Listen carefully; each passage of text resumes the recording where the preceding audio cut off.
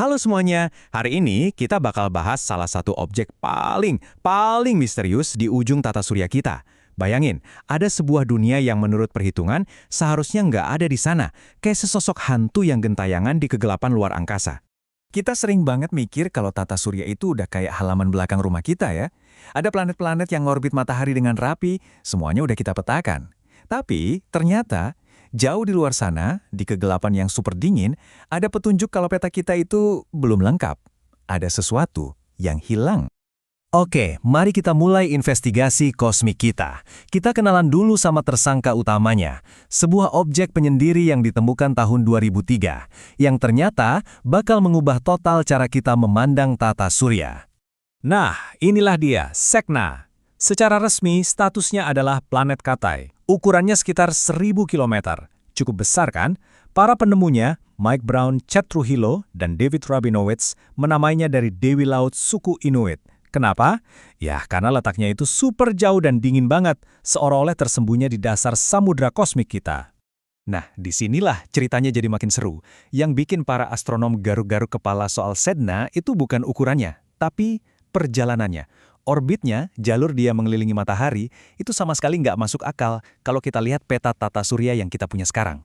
Coba bayangin ya, Sedna itu butuh waktu 11.400 tahun cuma buat satu kali keliling matahari. 11.400 tahun. Itu lebih lama dari seluruh sejarah peradaban manusia yang kita tahu.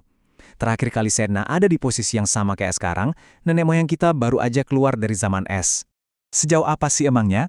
Nah, di titik paling jauhnya, ini disebut aphelion, jarak Sedna dari matahari itu 937 satuan astronomi atau SA. Biar gampang, 1 SA itu jarak bumi ke matahari. Jadi, Sedna itu jaraknya hampir 1000 kali lipat lebih jauh dari kita. Wow, jaraknya benar-benar di luar nalar. Dan bisa ditebak, di jarak sejauh itu, suhunya dinginnya minta ampun. Kita bicara soal minus 240 derajat Celcius di permukaannya. Ini beneran salah satu tempat paling beku di seluruh tata surya. Kalau Anda berdiri di sana, matahari kita tuh cuma kelihatan kayak bintang terang aja di langit yang gelap pekat. Oke, coba kita bandingkan angka-angkanya biar lebih kebayang. Titik terdekat Sedna ke matahari, atau perihelion, itu aja udah 76 SA. Jauh banget kan? Tapi titik terjauhnya sampai 937 SA. Coba lihat bedanya sama Pluto atau bumi. Perbedaan yang gila-gilaan ini yang bikin orbitnya jadi super lonjong dan aneh. Sebagian besar dari waktu perjalanannya yang 11.400 tahun itu dihabiskan di wilayah tata surya yang belum terjamah. Dan ini dia petunjuk utamanya. Kunci dari semua misteri ini. Biasanya nih ya, orbit-orbit aneh kayak gini itu disebabkan oleh tendangan gravitasi dari planet raksasa. Biasanya si Neptunus. Tapi masalahnya, titik terdekat Sedna ke matahari itu 76 SA. Jarak segitu terlalu jauh buat Neptunus untuk bisa ngendang dia. Jadi, kalau bukan Neptunus yang menempatkan Sedna di sana, terus siapa? Atau apa dong? Nah, dari sinilah kita masuk ke bagian investigasi. Para astronom mulai bikin daftar tersangka yang mungkin jadi penyebab orbit Sedna yang mustahil ini. Ini kayak membuka kembali sebuah kasus dingin tentang sejarah kelahiran tata surya kita.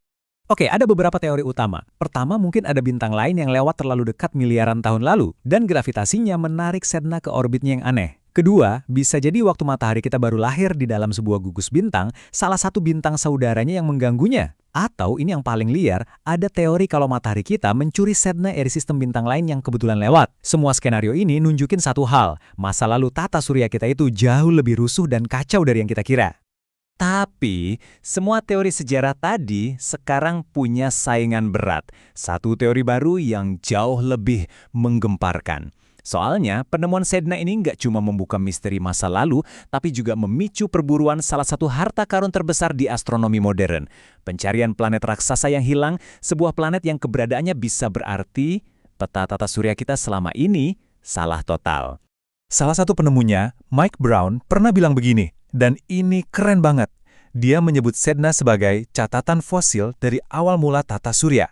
Maksudnya, setiap detail dari orbit Sedna itu menyimpan informasi berharga tentang kondisi tata surya kita miliaran tahun yang lalu. Dan sekarang, fosil ini mulai bicara, menceritakan sebuah kisah yang sangat-sangat luar biasa. Dan ternyata, Sedna itu nggak sendirian.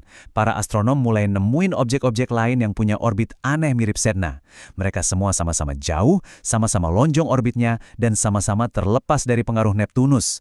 Objek-objek ini sekarang punya nama sendiri, Sednoid. Jadi ini bukan lagi satu kebetulan, ini sebuah pola. Dan disinilah buktinya jadi kuat banget. Orbit para Sednoid ini bukan cuma aneh, tapi mereka semua sejajar secara misterius. Coba deh bayangin, mereka semua bergerombol dan menunjuk ke arah yang sama, seolah-olah ada gembala gravitasi raksasa tak terlihat yang mengatur barisan mereka.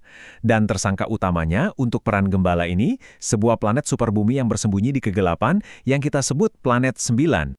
Jadi mungkin ada yang nanya, terus kenapa? Kenapa kita harus peduli sama sebongkah es dan batu yang jauhnya bukan main ini?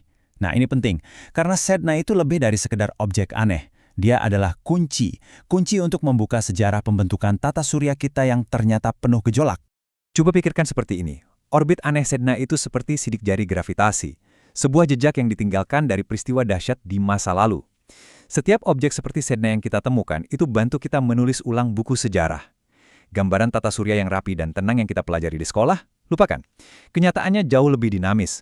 Planet-planet saling dorong, bintang-bintang lewat, dan mungkin ada dunia yang hilang atau bahkan dicuri. Dan yang bikin lebih seru lagi, kita hidup di zaman yang sangat spesial. Nanti di tahun 2076, Sedna akan mencapai titik terdekatnya dengan matahari.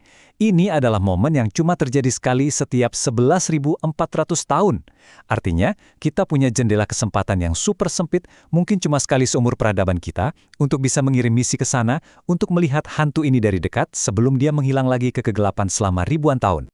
Pada akhirnya, Sedna itu kayak pengingat buat kita. Pengingat bahwa masih banyak banget yang belum kita tahu, bahkan tentang halaman belakang kosmik kita sendiri.